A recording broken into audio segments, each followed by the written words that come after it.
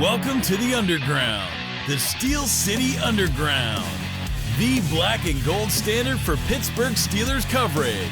Now, here's your host, Joe Kuzma and Zach Celadonia.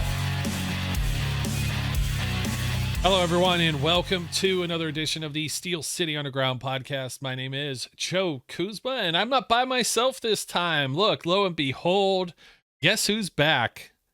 Don't call it a comeback. He's been here for years, but Zach Flash Celadonia. What's up, my friend? Oh, yeah, back like I never left. It's great to be here, as always. Sorry I've been away to everybody who cares. There hasn't been much to talk about. No. But now there is, and we're trying to get back in the swing of things, getting ready for camp. Yes. Camp's right around the corner, and what a great day to reconvene because we actually have some news. Real, I am wearing my Alex Highsmith jersey in celebration today of pretty much all the Yinzers bitching and complaining that he signed an extension.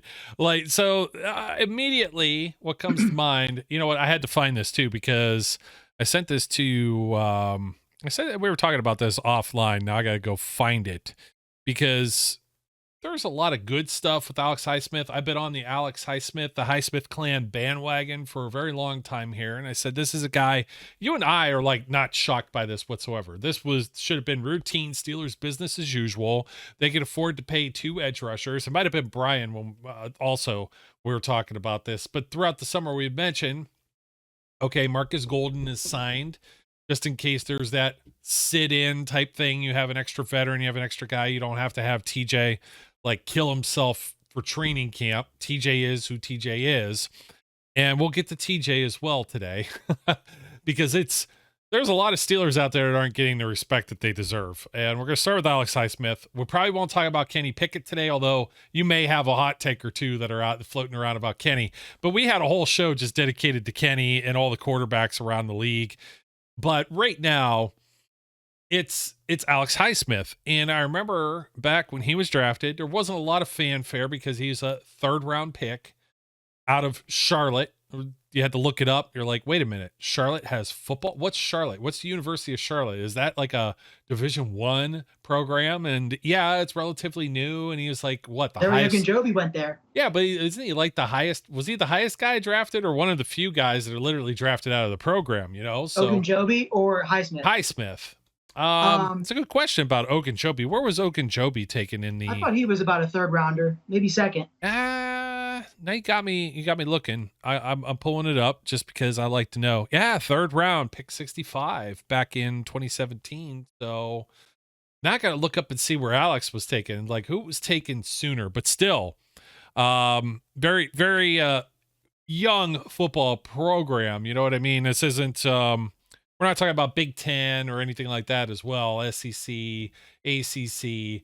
Oh yeah, those are the only 2 guys I know in the whole NFL that are from Charlotte. Yeah, basically like my point. So but rewind back to that draft though. You had the 1st round pick sent away for Minkah Fitzpatrick in a trade earlier. Nobody was complaining about that. Some people did. And they said Kevin Colbert completely out of touch. Doesn't know how to draft. So he's another guy that gets the disrespect thing. And then Chase Claypool, say what you will, he was the 1st pick taken, but he was the 2nd rounder that year. And he had a lot of promise as a young rookie. And now the Steelers have parlayed that into the pick that turned into the Joey Porter Jr. pick. So that looks pretty good too so far on paper. And now Alex Highsmith signs for some money. I think he was 4th in the league with 14.5 sacks last season. A lot of people said, well, he didn't do whatever because Watt wasn't there. That's baloney. We'll dig into some of the numbers. Puts a lot of pressure on quarterbacks. But if all Vians could have had Bud Dupree a couple of years ago, Bud Dupree had a bigger contract than what this ends up being. I'm trying to pull up the numbers here. My eyes are glazed over. We had a number of technical difficulties trying to get this one going today. So happy to be with all of you that are paying attention. They're trying to silence us. Yeah, they are. So I've got it here. According to Ian Rappaport, I feel scuzzy when I say his name, like literally scuzzy. I like Rap Sheet. What? No, this is the guy He that don't bother me. Schefter's worse. Yeah, well, they're all kind of sleazy to be completely honest.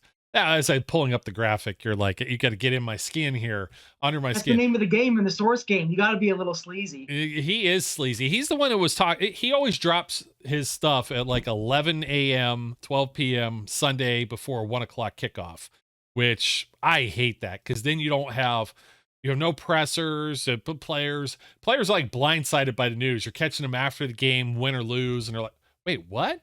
They're talking about Big Ben like being traded to the Rams or something. It's like, come on, man, I will never let that go. And he started his Todd Haley crap that one time too, or like same time frame. It's always when I'm walking up to the stadium from tailgating. But this jerk Jag, you're not gonna get me. You're not gonna get me off that podium. He's a Jag. Alex Highsmith. 4 years, $68 million extension. So this is on top of the current deal that he has, which was he was entering the final year of a rookie contract this year. So spread that money out a little bit more, depending on what the Steelers are doing. I don't know. I trust Omar Khan, numbers guy, to get this done. He's one of the top 10 highest paid edge rushers in the NFL, coming off a career year with 14.5 sacks. Highsmith cashes in. Pittsburgh locks in a key player. Yes, they do. And for a number of reasons, people are probably like, really? And it's like, yeah, he had a good year last year. And if he puts up another double-digit sack season, bye-bye. He's not going to be back in Pittsburgh. As somebody with an ungodly amount of money, think of the Jaguars a year or two ago on their gigantic spending spree, would have come around and snatched this guy right from underneath the Steelers. And what's this come out to? What did I say it was? 68? Yeah, 64, 4 years. I think, and that's the issue at the heart of it is people see the 64 and they see red. And if you just read a little bit further down or you find a different tweet, yeah, he signed a $64 million deal total, but the guarantees is about $27 million. So that's the guaranteed money. So that's really what they signed him to right now. If he plays well enough to hit all of those incentives to get to $64 million, that's a good thing for the Steelers. But those people that don't like the extension, they don't see that. They don't allow themselves to see that because they just get frustrated at anything the Steelers do. I found that if any team signs a guy to more than like $30 million, it's just like a knee-jerk reaction from the fan base being like, oh, is he worth it? That's a lot of money. It's like, yeah, good players cost money, man. Edge rushers make the second most in the NFL behind quarterback. Quarterback's the most important position in sports. So the fact that edge is right behind them, that I thought people knew this. You know, it's edge rushers, left tackles, and cornerbacks fall into line after quarterbacks as far as how they're paid. Usually, there's always outliers, you know, like Antonio Brown, whatever. Like there are guys who are elite players that break the mold. But Highsmith is falling right in line, making appropriate money for a good edge rusher. Yeah, 68, one shy of 69. 1 million shy. They should just give him a little bit extra, but it was four. See, if that was my age, now to push for that. No deal, Howie. No deal. Tack one more on there. Yeah, tack one more. That's 17 a year. They gave Bud Dupree 16 on a franchise tag. So, I mean, I'm not sure what people are really. And in fact, that was just the Steelers. What did Bud? Would you rather not have him? Would you rather not have him? Yeah. I mean, like after what we've seen, how hard it is to find an edge 3 who doesn't leave because he's upset about playing time. It's not easy finding really good edge rushers. I'm not too young to remember the period of time where we kept calling James Harrison off his couch to come play because we didn't even have one good edge rusher. You know, now we have TJ Watt and Highsmith locked up for the foreseeable future, making appropriate money, like I already said. I don't see how you can be upset at this move other than that's just your personality type as a fan. Yeah, and Dupree was he was signed 5 years, $82.5 million. So it's in that same ballpark. I guess if you break it down, average per year, it's 16.5. And that was signed in 2021. So these scales keep going up. And as I bet if Dupree signed Highsmith's deal, we would have gotten less kickback from certain fans. And I don't know why that is. I had a thought that like sometimes draft pedigree just like sticks with people or their flashiness. And Highsmith isn't really a look at me kind of player. He doesn't celebrate much. He just goes to work and does his job. And he's a former 3rd round pick. So that might just stick with people. And they might think because of that, he's not worth that type of money. But he's exceeded expectations. He's pretty much boomed as much as possible as a 3rd round pick from a lower level school. And he's earned the money. And he's a good player. He's a good Steeler. I love the move. I think it was one of the more like under the radar and less worried I've been about a signing, maybe ever, with the Steelers. And especially in edge position where they make so much money, it just never seemed like Highsmith and the Steelers were ever not close. It never seemed like there were any headlines coming out that they don't agree on this or Highsmith might hold out or again trade him. Like, no, it was very behind the scenes, very quiet, and they got it done before camp. Yeah, that's an important detail as well. So there's no drama in camp. The deal's done, signed, sealed, delivered. Omar Khan getting it done again. I mean, I've been banging my drum on Alex Highsmith for the last 2 years. I put him up. Everybody was all about Melvin Ingram. Remember that dude? And he didn't do jack shit with the Steelers. And everybody's like, oh, look how bad they were. And then you have Highsmith out there, and I'm like, Highsmith. You had the Cleveland Browns end up signing Jadeveon Clowney, right? And I'm like, Alex Highsmith is going to outperform Jadeveon Clowney, and everybody was, up my ass about it.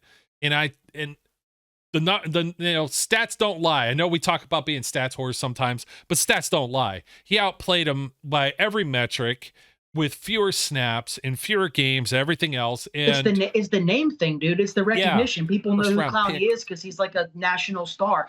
Highsmith is very under the radar. So there are some people, idiots, that probably would have thought if we gave Clowney a lot of money, but okay, well, it's Jadeveon Clowney, just based off of name recognition alone. Yeah, exactly that. And I'm trying to think Yannick Ngakoue was still hanging around out there, and they probably would have been very happy if they signed him for 16, 18 million for just one season.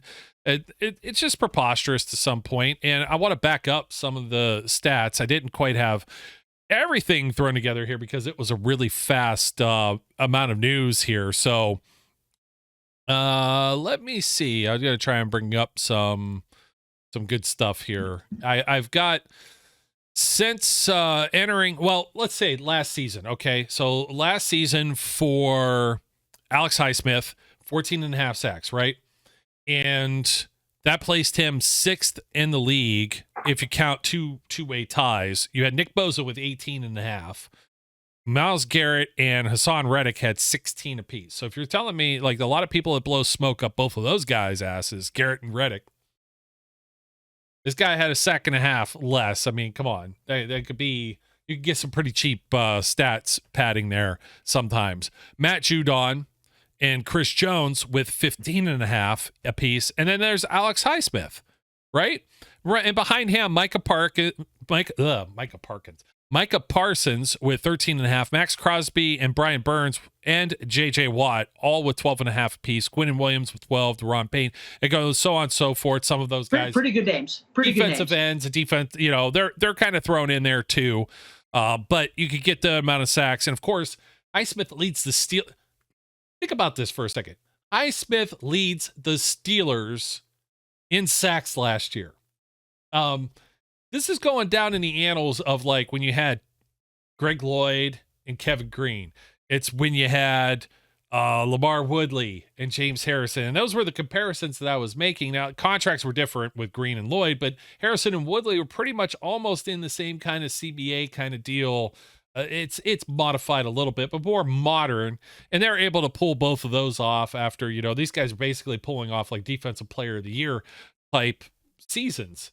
And that's where TJ Watt has been in the last, not including last year due to injury, but the last 3 seasons. So you notice how much if you can't just double team TJ Watt if you have Alex Highsmith out there. And of course with Cam Hayward, that's been our argument with guys we hope Keanu Benton is really good to replace somebody like Tyson Lulu, bringing back Larry Ogunjobi. So Alex Highsmith is a critical piece because without TJ Watt and then without Highsmith played every game last season, but just Alex Highsmith out there. He's still got some things done, but Malik Reed, they were trying. Wasn't Ryan Anderson brought in at some point? Yeah, he was.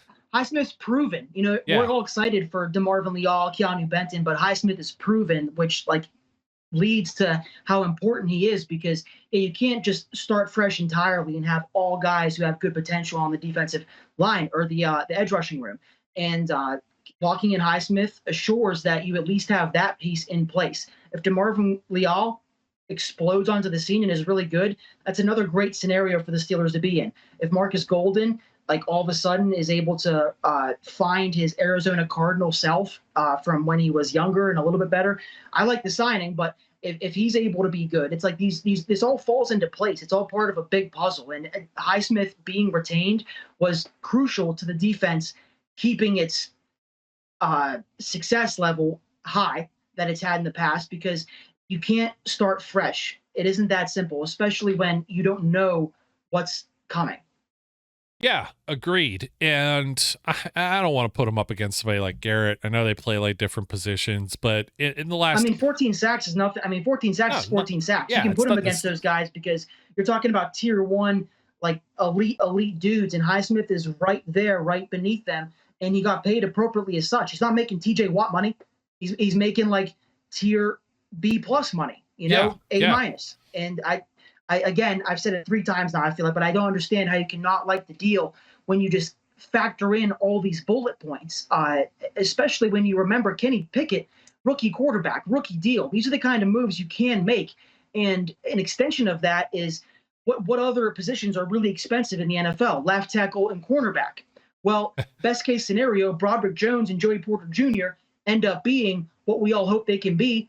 Guess what? Again, they don't have to get paid for a long time. Neither does Kenny. So those are really expensive positions that we have, all young positions. And the fact that they're able to invest money into edge is only natural and obvious, because all these other high premium positions, we have them at an affordable rate. Like TJ's making a lot and Highsmith is making a good bit, but you look at the offensive line, they're all under modest deals or rookie deals. The secondary, it's the same deal. So the Steelers, Amar Khan, Andy Weidel, this isn't their first rodeo. They know what they're doing. Yeah, they most certainly. If I can know this, like they are doing it. Yeah, I mean, it makes perfect sense for me. And like I'm saying, now what? Like you have Alex in a contract situation, maybe don't bring him back, and then you have to find some other free agent, maybe lure Bud Dupree in once again or something at 32, 33 years old to maybe play, and then draft a rookie. And yeah, we had to do that with Highsmith when we lost Bud Dupree. And it's like, I can already hear people thinking like, oh, why don't you just do it again? Because, dude, it's the Family Guy meme all over again. Oh, well, we could either keep Alex Highsmith or let him go and then draft a 3rd-round pick that hopefully becomes Alex Highsmith. Like, you already have him in-house. Keep him. Yeah, I was trying to pull up I had a few guys up here, Max Crosby, Myles Garrett, like over a last 8-game type thing, because the Steelers, I went 8 games. I went from the New Orleans Saints, or actually I went 9 games. I'm sorry. Let me, I was doing it on purpose here because TJ, I don't think, had a sack in his return engagement when he came back from the bye, but Alex had 2 against the Saints, so I was trying to put some things we had a nice strip sack versus Tom Brady. It was great. Yeah. Oh, I love Tom Brady. Don't bring that name up anymore. That's old news. We don't talk about him anymore. But like Micah Parsons, okay, last 9 games of the season last year, 5 tackles for loss, 13 quarterback hits, 5.5 sacks. Okay, and you have 11 quarterback hits, 5 tackles for loss, 8 sacks. Alex Highsmith. I mean, you're putting him in there. Max Crosby, kind of in the same category. Let's see, 6.5 sacks. I was trying to get it all in here. Refresh, 24 quarterback hits. So he got after guys a little bit more, 9 tackles for loss. Crosby's really good. Yeah, he had 2 forced fumbles, but that's the other thing that Alex Highsmith had 3 forced fumbles in that period of time as well. He had 5 total last season. He's in the Bud Dupree category now, punching the ball out as well as getting to the quarterback. Overall, 20 quarterback hits. And Jerry Dulac kind of backs us up on some of this as well. And Jerry tweeted out, well, TJ Watt is acclaimed as one of the premier edge rushers in the league. Alex Highsmith isn't that far behind his early pace. Highsmith has 21.5 sacks in his first 38 NFL starts, just 4 behind Watt's total 25.5 in his first 38 NFL starts. So, got somebody else that's looking at the glass half full there, as opposed to, I'm trying to look at what we got here. I'll never find it from Chris Mueller, I guarantee it. But he was talking about, he had a hot take, and he's one of the guys from The Fan, of course. And Mark Cabulli, one of the beat writers, kind of engaged in battle with him, if you will. But he was talking about, he says, well, there you go, the Steelers, you've got an offensive league and they're spending money on defense again and blah, blah, blah, blah, blah, just running his mouth about that type of stuff. And it's like, well, who are you really paying to this point so far that you couldn't afford to keep a premier pass rusher? And a lot of people are still. That's so clickbaity, dude. It doesn't take one iota of like common sense to just know that Kenny Pickett, quarterback, rookie deal, George Pickens, rookie deal, Deontay, affordable, easy money deal, Fryermuth, rookie deal, our whole offensive line. Nobody was signed to more than $30 million.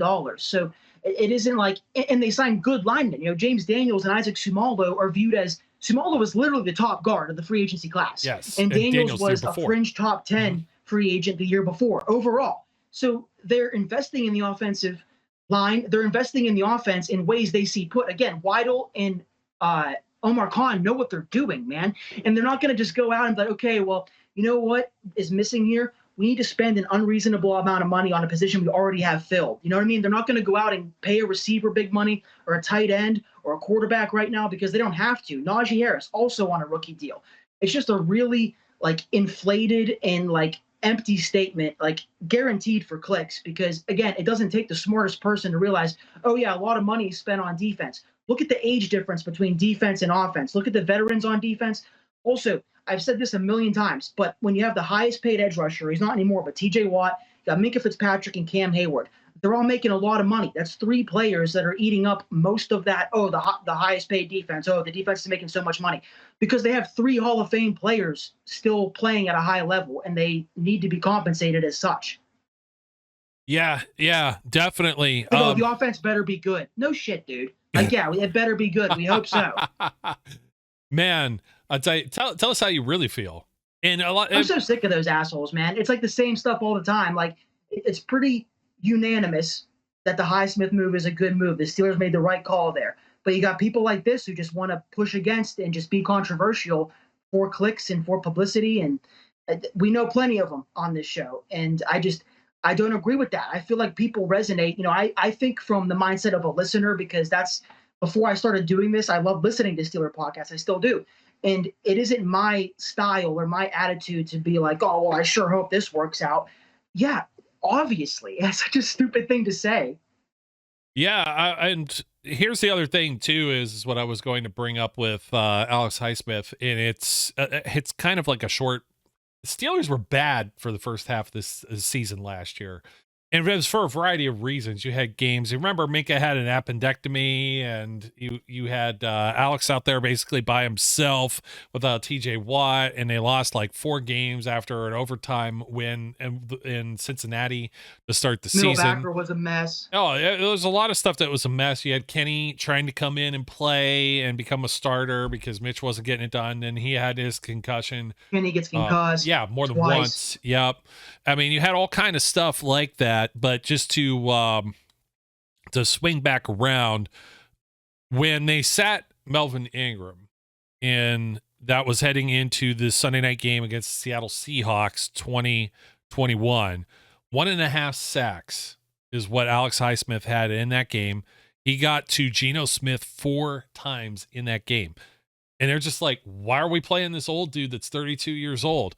And the next 12 games, he gets 6 sacks, is what I kept talking about. 14 tackles for loss, 15 quarterback hits. He had a forced fumble.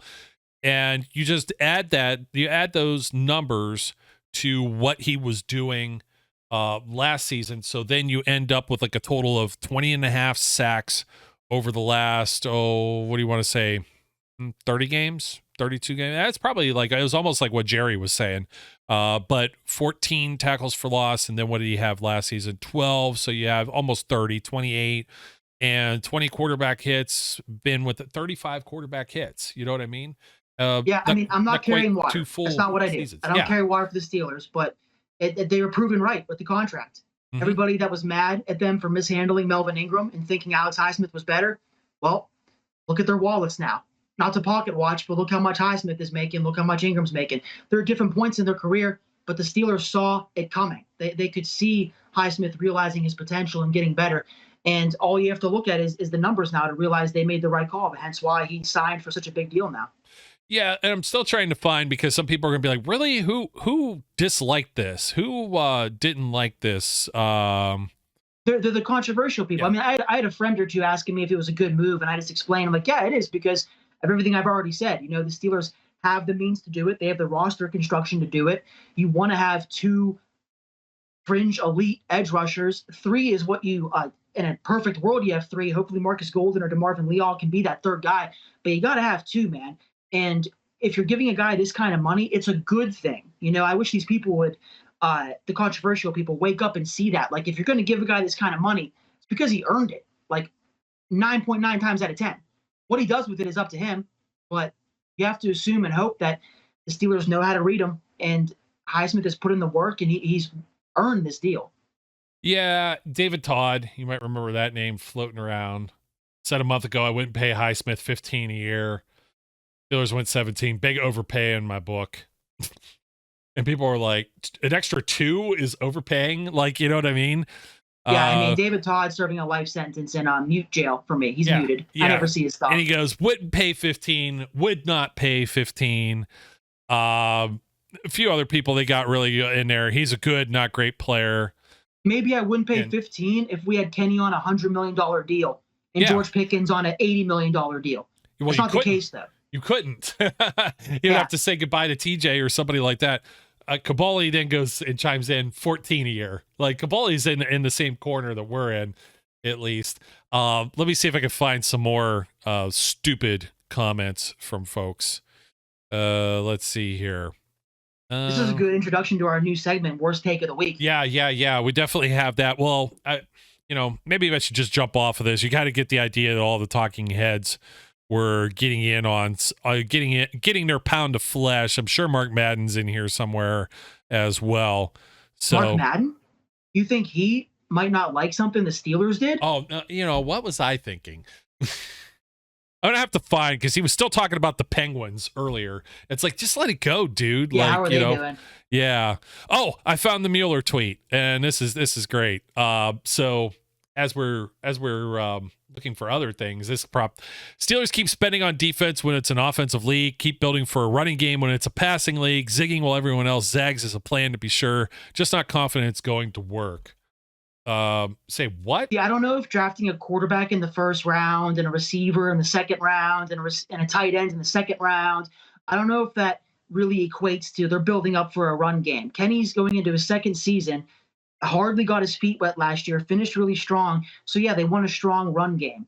It's not going to be, I hate the term run heavy offense, because you have to look at it from a perspective of how the NFL is today. They may run the ball, but they're still going to throw a lot. It's going to be a balanced attack. So people that are like, man, are they just going to run and put up 20 points a game? No, I'm sure they'll throw, but they invested a first-round pick in Najee. They invested money specifically into their guard spots. They want Najee to run, and they want to utilize him during this time in his career, because coincidentally, what we're seeing right now with the running back market is a lot of guys aren't making any money after their rookie deal. Teams are trying to maximize these guys when they have them at their best.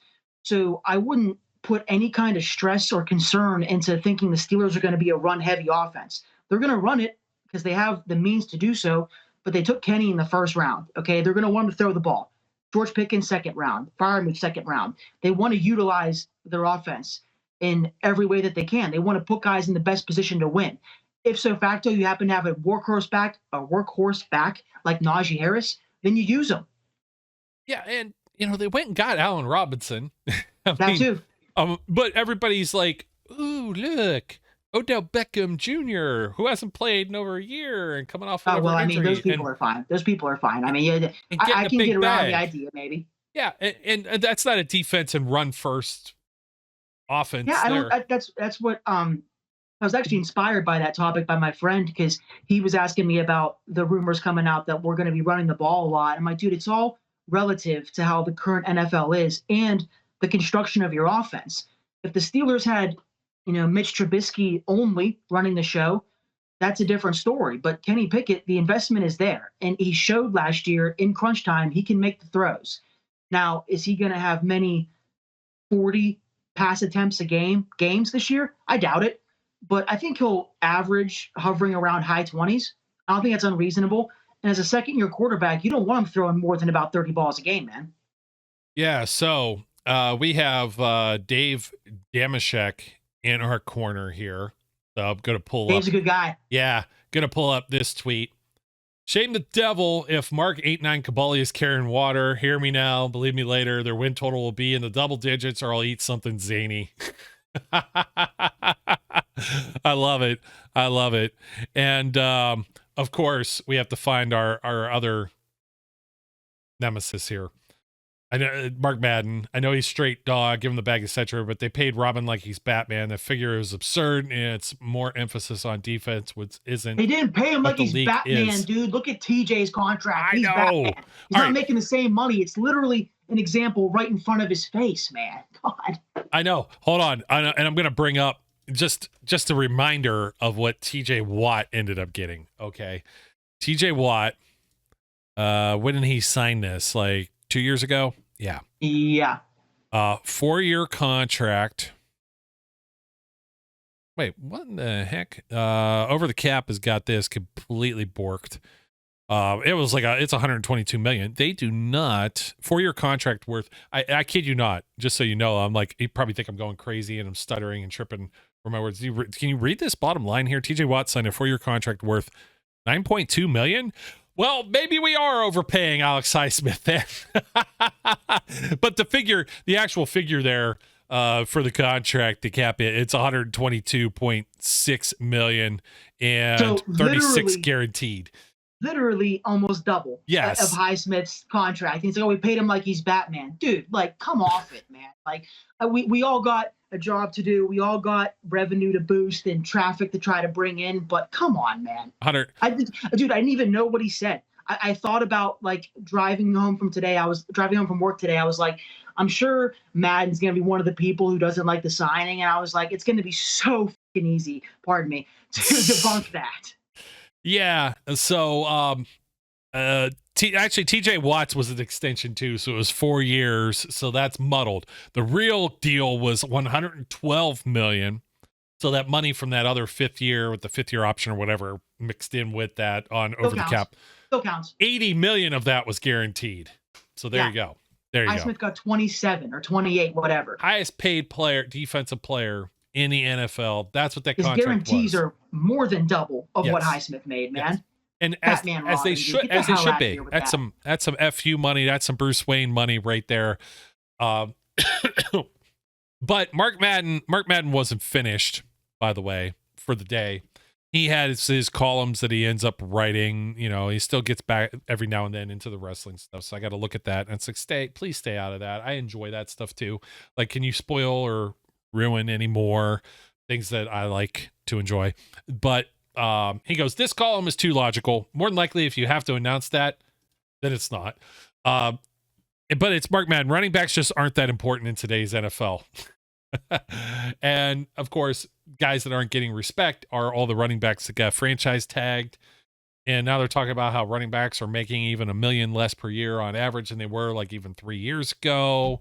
And Najee Harris was, he tweeted out, says something like, that's crazy. You know what I mean? Because Josh Jacobs didn't get the bag. Saquon, they're still making money. They're all playing on operating on franchise tags. And then you got all the guys that are still sitting collecting dust. Leonard Fournette just traveled, had a trip with the Patriots are sniffing around looking at him. Zeke Elliott's still sitting out there. Kareem Hunt, although Kareem could be for other reasons. And we know the Browns, I'm not getting into that, but the Browns. I mean, Zeke's out there. Yeah. Well, that's what I said. Did Dalvin Cook sign? Cook got traded, right? No, he got cut. He didn't? I know he was sniffing around Miami, but I can't remember if he signed or not. I know Zeke is definitely he's still a free agent too. Like, that's just absolutely batshit crazy, isn't it? Like, yeah, because Cook's actually still really, really, really good. Yeah, it's like maybe the premier back in the league. Like, you know, you can make an argument for it. And definitely. Yeah, I was starting to say the Browns released like their defensive lineman in the middle of that too. So it was like, because it just jogged my memory of things going on. But Kareem Hunt, like, floating around out there. Yeah, the Browns, man. They don't love women over there, apparently, very much. And then it got the white unis now that they're going to wear against the Steelers on Monday Night Football for week 2. And they're sponsored by Dude Wipes. And Dude Wipes even put out a press release how they had to get involved with cleaning up the Browns or something like that. And I was just like, man, this shit literally writes itself. You know what you don't have to clean up? Black and gold. Yeah, that's right. And you don't have to come up with like any fancy helmets, white helmets and everything. And then it's hilarious because within Ohio, you've got the Bengals and Browns like arguing over who's copying one another, since the Bengals did like the white Bengal tiger alternate or whatever. We'll see if the Steelers do something did you see the Seahawks clip by any chance with Jackson Smith and Jigba? Those are fresh. Yeah, they went with the 90s unis, and he gets out and there's like a little tube TV playing whatever in the background, like NFL Blitz was on it or whatever. The Vikings did it too. They're rocking the Randy Moss, Chris Carters now. Yeah, that's solid stuff. But anyways, back to Najee Harris, and just like I don't think people give him enough due either. He's been playing behind a bad line. A lot of people think Jaylen Warren. The same arguments are gonna come up, within next year when he's gonna be but he's a first round pick, so he's gonna be under like they'll probably 5th-year option him and try to extend him. Then they could even franchise tag him. But it comes full circle around to guess who was in the news again? That was a running back.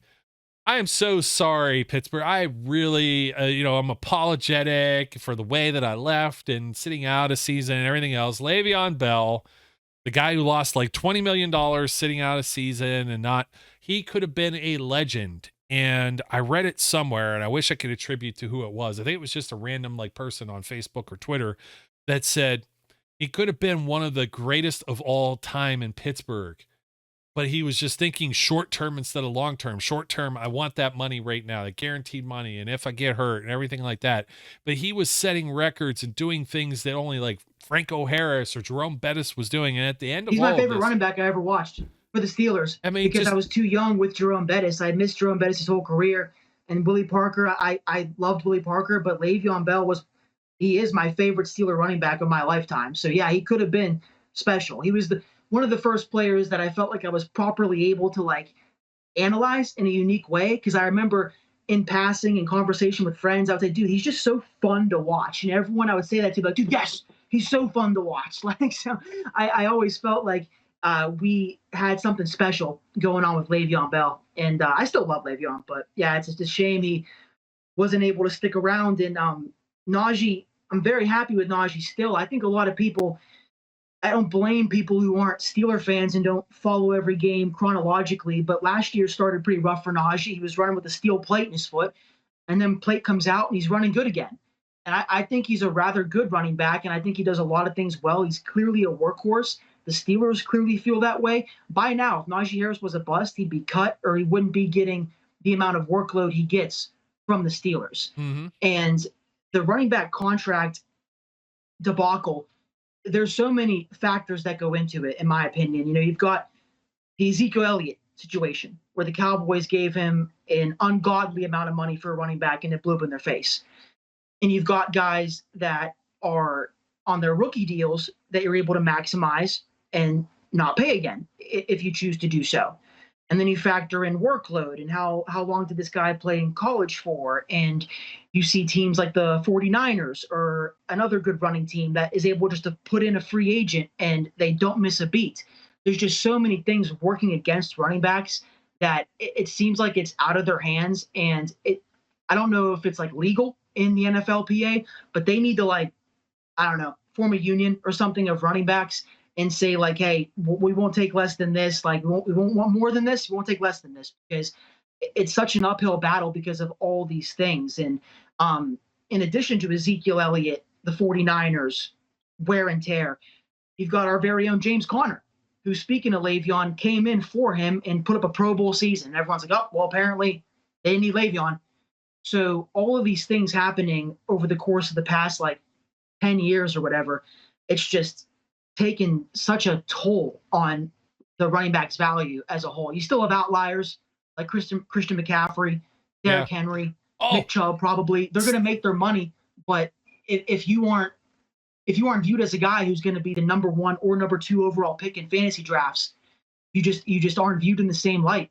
That's exactly what it is, man. Fantasy football screws it all up. And how about the Panthers had a better run game? I picked this up off of NFL radio. I forgot who was talking about it this morning. Panthers had a better run game after trading CMC. Like, I so believe it because I picked up Foreman and he it's was really good for crazy. me. It's just crazy. It's crazy. Well, before we get to the other hot takes, the Madden ratings have been coming out too.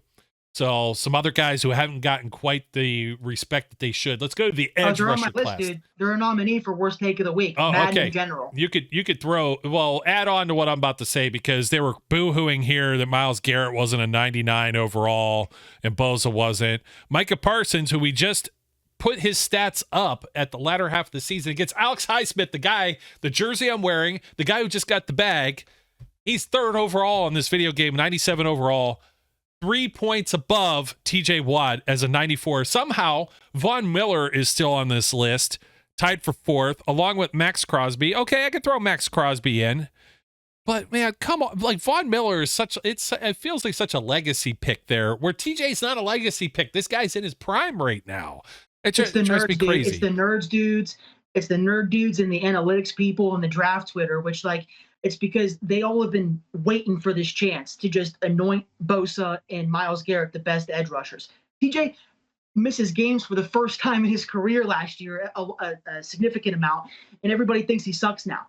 He was just coming off Defensive Player of the Year. He was just coming off runner-up Defensive Player of the Year for like 3 years in a row, and people were acting like his 2022 season or 2021 season was just like an aberration. Like, it shouldn't have happened. Like, people are so quick to disrespect him and jump on Bosa and Garrett, and now Parsons is of that company too.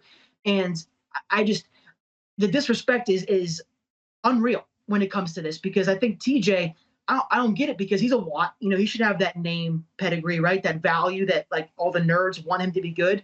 I think it comes down to, like, Bosa, Myles Garrett and Parsons, they were all drafted high. They were all these, like, college freaks, and they're can't miss prospects. And it's like, dude, just turn on the game film. I mean, TJ Watt at his best has shown that he's better than all of them.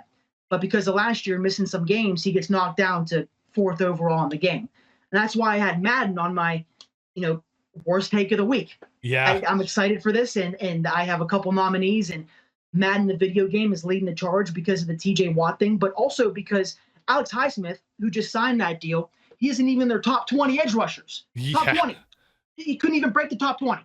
And he just signed that deal, and you realize that the people making this game, man, it's no wonder it has gone so bad for them the past X amount of years, because they're so off base and they do not have their fingers on the pulse of the NFL at all. I think they really have like a team of like 10 guys who just like go on Twitter or like play Madden themselves and decide who's good, because the Highsmith thing makes no sense. The TJ Watt thing makes no sense.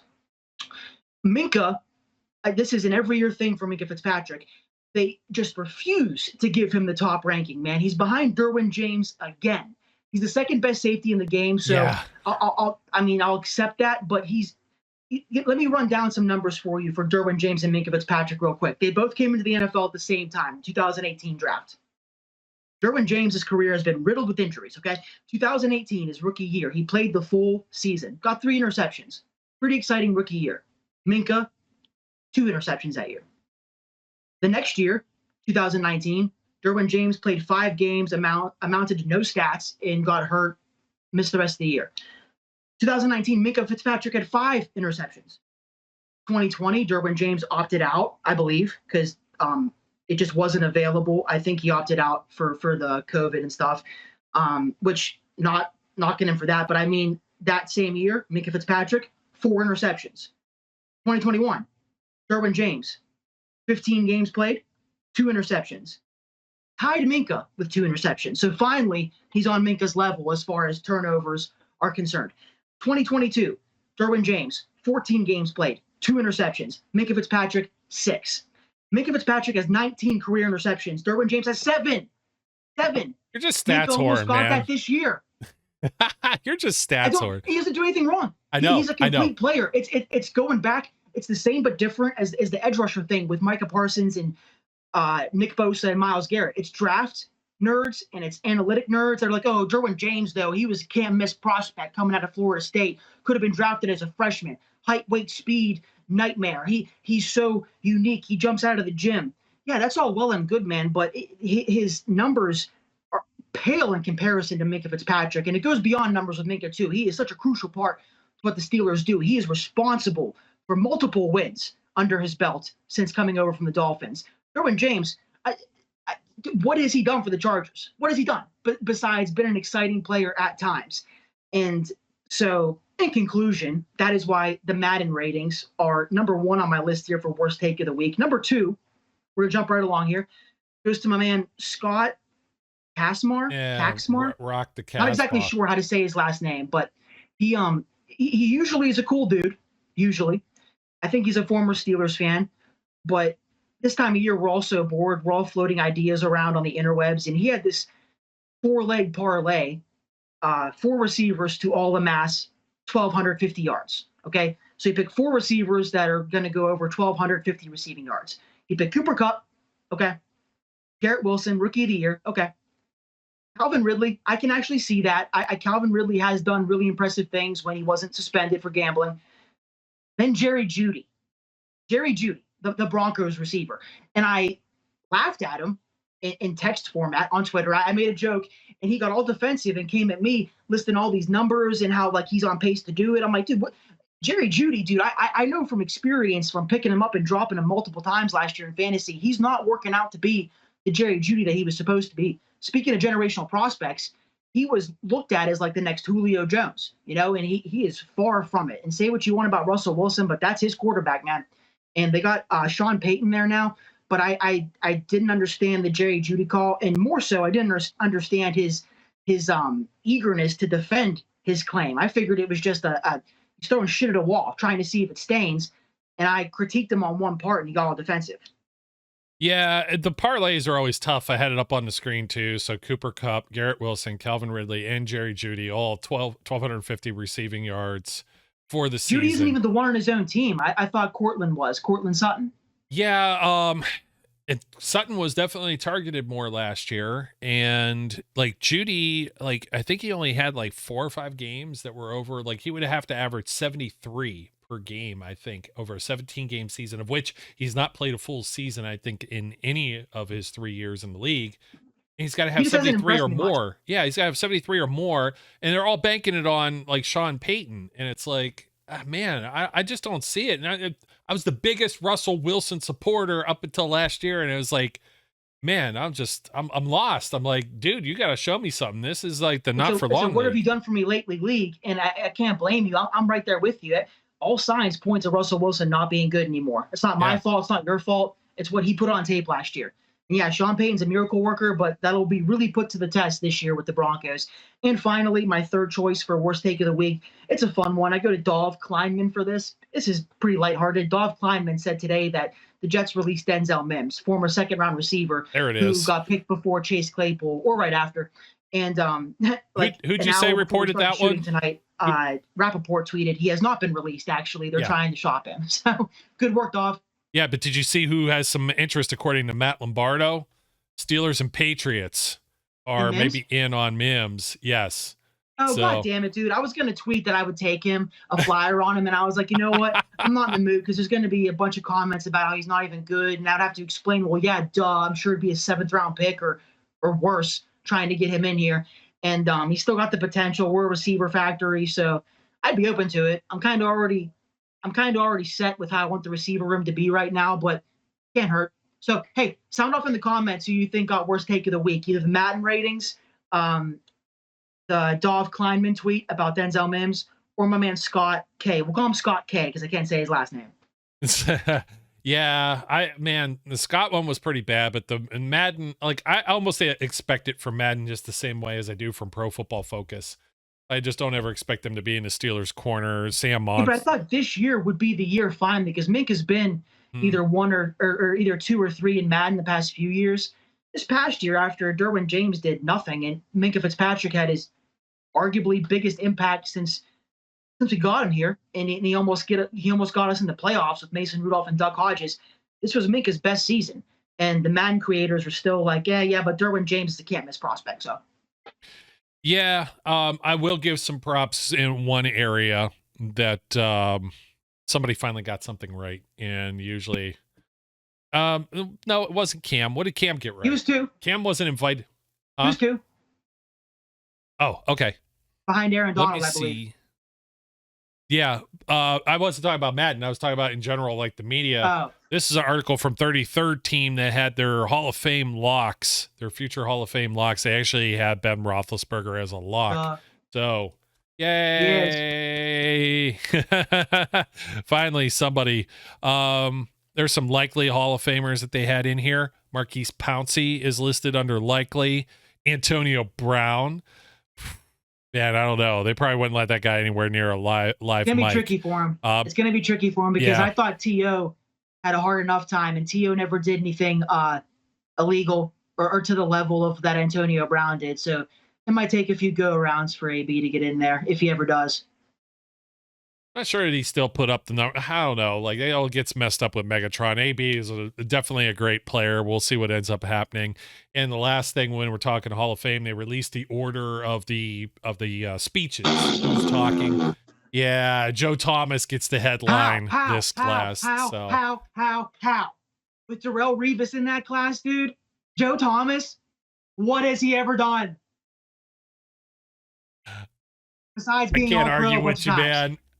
I know a lot of people are finally like, offensive line. This goes to the entertainment aspect of the NFL. What they got the Cleveland Browns, I think, playing in the Hall of Fame game. Yeah, but Darrelle Revis has a bunch of fan bases behind him. Jets, Patriots, Steelers, because of Pitt. Like, he's got more of a wide casted net, and I feel like he's more of an iconic name in the NFL than Joe Thomas is. Yeah. Totally agree with you, my dude. We're up against it, folks. We actually had some news. We had some things to talk about next week. From now, we're going to be talking training camp. Finally going to be reporting. Players are reporting. There you go. Kept those from New Year's. I don't have my kazoo anymore anywhere around here, but that'll do it for us. We've got some more things to talk about. We will have some actual things to talk about. I don't have to talk about like exciting games on the schedule or where to watch them. And a lot of people like to drop in and be like, here's all the illegal ways you could do whatever. That's great. Do that in the comments. I can't do that on the show. So, but anyways, Flash, thanks for joining me again. And folks, don't forget to like, comment, subscribe. We appreciate you watching or listening wherever you may be. Until next time, we encourage everyone out there to be safe, be good, and we'll catch you later. We would like to thank you for listening and remind our listeners to follow us on social media and our website, www.steelcityunderground.com.